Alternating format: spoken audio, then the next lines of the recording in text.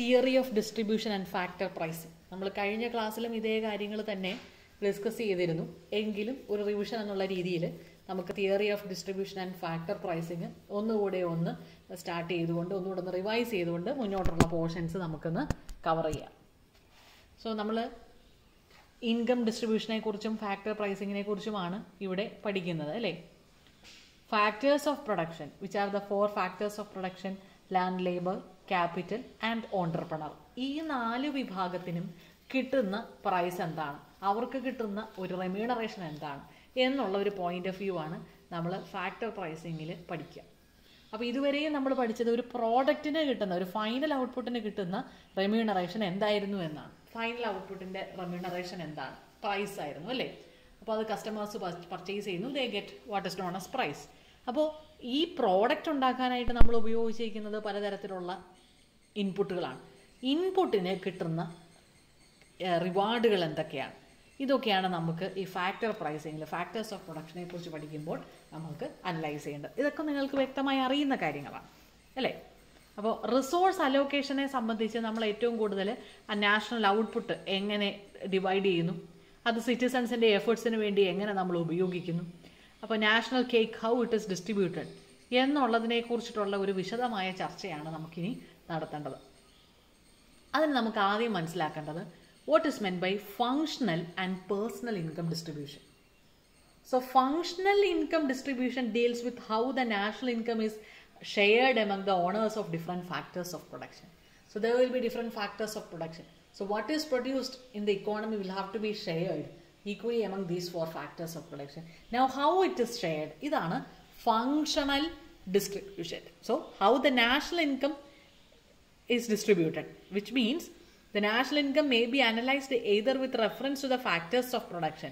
ഇപ്പോൾ factors of പ്രൊഡക്ഷൻ്റെ point of വ്യൂവിൽ നമ്മൾ നാഷണൽ ഇൻകത്തെ കുറിച്ചിട്ട് ഒരു സ്റ്റഡി നടത്തിയാൽ അത് അവർ എന്തൊക്കെ എയിം ചെയ്തിട്ടുണ്ട് അല്ലെങ്കിൽ ഏൺ ചെയ്തിട്ടുണ്ട് എന്ന് നമ്മൾ സ്റ്റഡി ചെയ്താൽ, and how it is distributed among the owners of factors of production, for example rent, wages, interest and profit, then it is functional distribution and it becomes factor pricing. It also becomes factor pricing. അപ്പോൾ factors of പ്രൊഡക്ഷൻ്റെ contribution, അവരുടെ earning എന്താണെന്ന് പഠിച്ചു കഴിയുമ്പോൾ it is not only functional distribution but also factor pricing. So this is the first thing, functional distribution. അപ്പോൾ functional distribution എന്താണ്? Functional distribution means functional income distribution deals with how national income is shared among the owners of different factors of production. അപ്പോൾ factors of production ഏതൊക്കെയാണെന്ന് നിങ്ങൾക്ക് already അറിയാൻ പറ്റും അല്ലേ. Land, labour, capital, entrepreneur etcetera. ഇവർക്ക് കിട്ടുന്ന wages എന്താണ്? Rent for land, wages for labour, interest rate for the capitalist, the entrepreneur, അങ്ങനെ ഓരോരുത്തർക്കും അല്ലേ പ്രോഫിറ്റ് കിട്ടുന്നുണ്ട്. അപ്പോൾ ഇവർക്കെല്ലാം കിട്ടുന്ന റെമ്യൂണറേഷൻ എന്താണെന്നുള്ളത് നോക്കി. അപ്പോൾ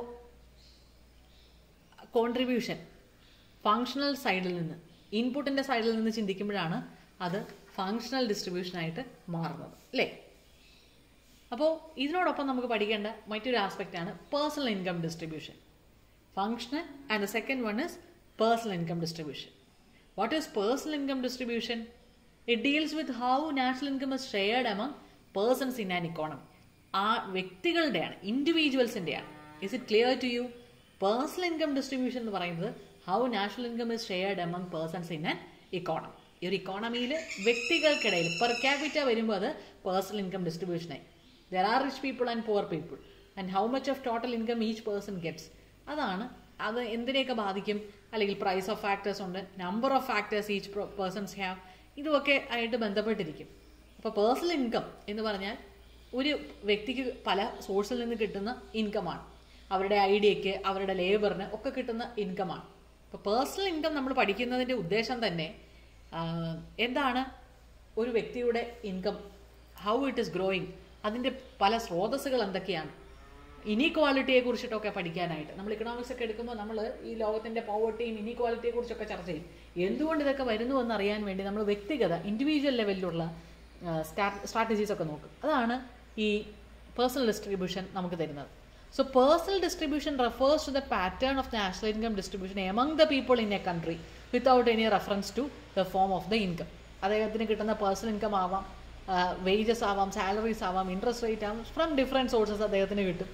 അപ്പോൾ ഈ ഇൻഡിവിജ്വൽ എവിടെ നിന്നൊക്കെ വാങ്ങിച്ചോ, എവിടെ നിന്നൊക്കെ അദ്ദേഹത്തിന് ഇൻകം കിട്ടിയോ, അതിൻ്റെ ഒരു സം ടോട്ടലാണ് ഫാക്ടർ ഇൻകം ഡിസ്ട്രിബ്യൂഷൻ നമുക്ക് മുമ്പിൽ, പ്രത്യേകിച്ച് പേഴ്സണൽ ഡിസ്ട്രിബ്യൂഷൻ നമുക്ക് മുമ്പിൽ അവതരിപ്പിക്കുന്നത്. So personal income distribution in a country leads to the study of inequalities of income among people and persons. Why it occurs, what is a reason for that?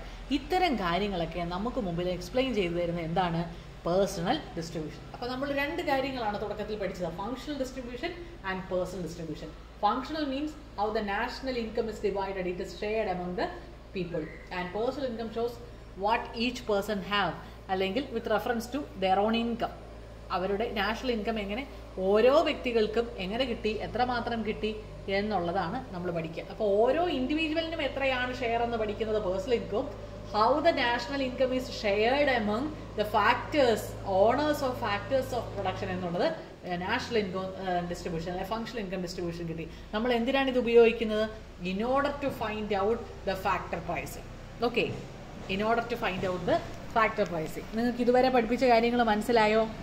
നിങ്ങൾക്ക് clear ആയി എന്നുണ്ടെങ്കിൽ നമുക്ക് ഇനി കൺസെപ്റ്റുകളിലേക്ക് പോകണം. ഇതൊക്കെ നമ്മൾ കഴിഞ്ഞ ക്ലാസ്സിലൊന്ന് ഡിസ്കസ് ചെയ്ത് പോയ കാര്യങ്ങളാണ്. പക്ഷേ എന്നിരുന്നാലും നമുക്കൊന്നുകൂടെ അതിനെ ഒന്ന് എക്സ്പ്ലെയിൻ ചെയ്യേണ്ടതുണ്ട് അല്ലേ? Few concepts. What are the concepts? അപ്പോൾ നമുക്ക് കൺസെപ്റ്റുകളിലേക്ക് പോകാം. Which is the first concept?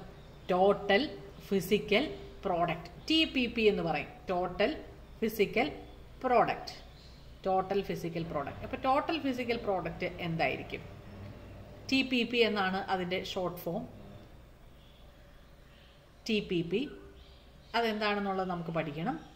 So total physical product അല്ല ഫിസിക്കൽ ഔട്ട്പുട്ട് എന്ന് പറഞ്ഞാൽ എന്താണ്? When we combine variable inputs with fixed inputs, അല്ലെങ്കിൽ വേരിയബിൾസ് ആൻഡ് ഫിക്സഡ് ക്യാപിറ്റൽ, ഇതിനെ രണ്ടിനെയും ഒന്നിച്ച് ചെയ്ത് കഴിയുമ്പോൾ what do you get? What is the output? The total output അല്ലേ? അതാണ് ടോട്ടൽ ഫിസിക്കൽ പ്രോഡക്റ്റ്. അപ്പോൾ when we combine variable factors with fixed factors, what you get? Labour ഫോഴ്സിനെ ക്യാപിറ്റലിനോടൊപ്പം ഉപയോഗിച്ച് നമ്മൾ വർക്ക് ചെയ്ത് കഴിയുമ്പോൾ നമുക്ക് കിട്ടുന്ന റിവാർഡ് എന്താണ്? നമുക്ക് കിട്ടുന്ന ഔട്ട്പുട്ട് എന്താണ്? ഇതാണ് ടോട്ടൽ ഫിസിക്കൽ പ്രോഡക്റ്റ് എന്ന് പറയുന്നത്. അപ്പോൾ ടോട്ടൽ ഫിസിക്കൽ പ്രോഡക്റ്റ് എന്ന് പറയുമ്പോൾ അതിനൊരു അർത്ഥമാണുള്ളത്. That is simply the output that is produce അല്ലേ? നമുക്ക് ടോട്ടൽ ഔട്ട്പുട്ട് എന്താണെന്നുള്ളത് പറയാം. അതിന് വേണ്ടിയിട്ടാണ് total physical product. Initially it increases. Initially എന്ത് സംഭവിക്കും? It increases and then increases at a diminishing rate. And also what happens in the later stages? It declines. അപ്പോൾ ഇതിൻ്റെ കാരണം റിട്ടേൺസ് ടു സ്കെയിലിൻ്റെ ഒരു ഓപ്പറേഷനാണ്.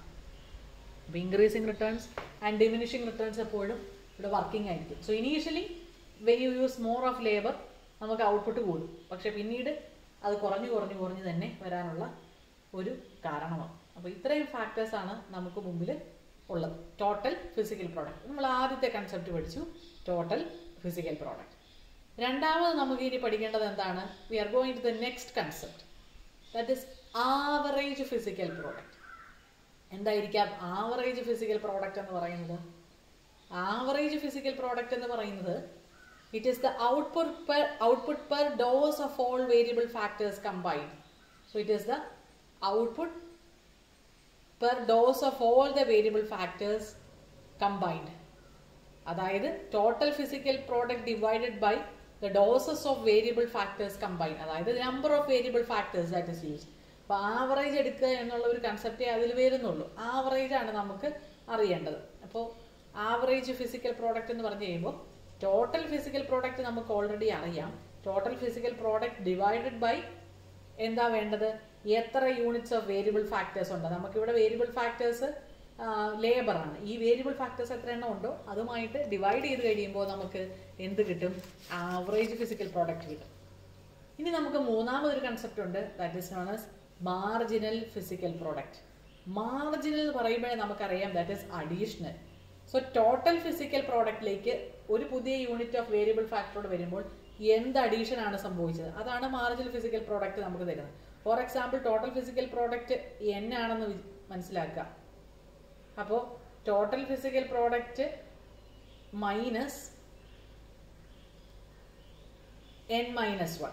അപ്പോൾ തൊട്ട് പുറകിലത്തെ ദ ലാസ്റ്റ് ബട്ട് വൺ എത്രയായിരുന്നു ചെയ്തത്, ഇത് തമ്മിലുള്ള വ്യത്യാസം എന്താണ്? നമുക്ക് എന്ത് കിട്ടും? മാർജിനൽ ഫിസിക്കൽ പ്രോഡക്റ്റ് കിട്ടും. അപ്പം നമുക്ക് പ്രീവിയസ് വണ്ണിൽ നിന്ന് ഫോർ എക്സാമ്പിൾ 9ാമത്തെ യൂണിറ്റിൽ നിന്ന് നമുക്ക് കിട്ടിയ ഔട്ട്പുട്ട് ഒന്നുകൂടെ ആഡ് ചെയ്തു 10ാമതൊരു യൂണിറ്റും കൂടെ കൊണ്ടുവന്നു. അപ്പോൾ ഇവിടെ നമുക്ക് ടോട്ടൽ ഫിസിക്കൽ പ്രോഡക്റ്റിന് വന്നിരിക്കുന്ന ഡിഫറൻസ് എന്താണ്?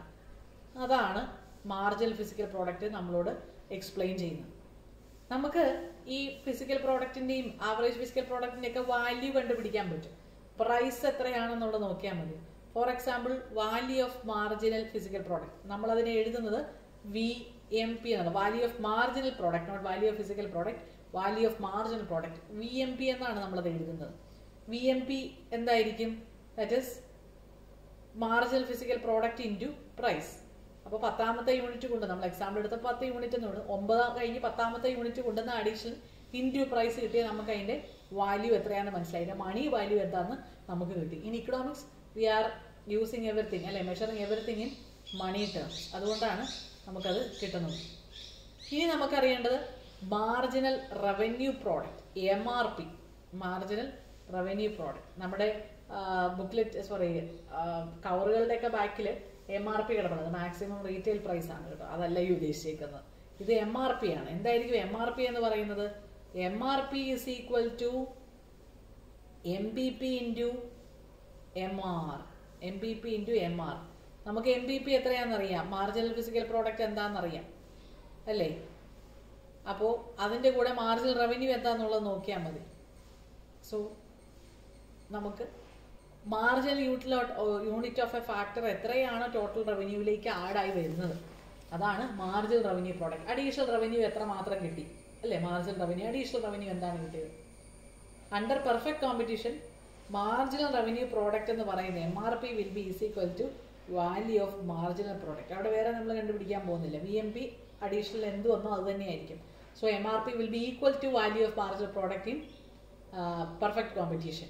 കാരണം അവിടെ ഒരു വേരിയബിൾ ഫാക്ടർ ഉള്ളതായിട്ട് നമ്മൾ അസ്യൂം ചെയ്യുന്നുള്ളൂ. അപ്പോൾ ടോട്ടൽ ഫിസിക്കൽ പ്രോഡക്റ്റ് നമുക്കറിയാമെങ്കിൽ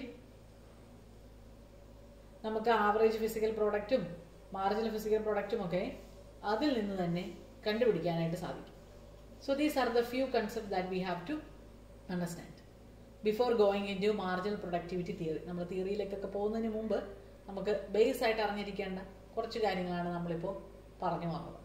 ഓക്കെ, അപ്പോൾ നമ്മൾ അതിൻ്റെ ഒരു ഇൻട്രൊഡക്ഷൻ ഭാഗം കണ്ടു, ഫങ്ഷണൽ ആൻഡ് പേഴ്സണൽ ഡിസ്ട്രിബ്യൂഷൻ നോക്കി, കൺസെപ്റ്റുകൾ ഓരോന്ന് നോക്കി. Physical product, average physical product, marginal physical product, value of marginal physical product and marginal revenue product അല്ലേ? സിമ്പിൾ കൺസെപ്റ്റ്സ് ആണ്. അപ്പോൾ ഇതിൻ്റെ ഡെഫിനിഷൻസ് നിങ്ങൾ പഠിക്കാം. ഓക്കെ.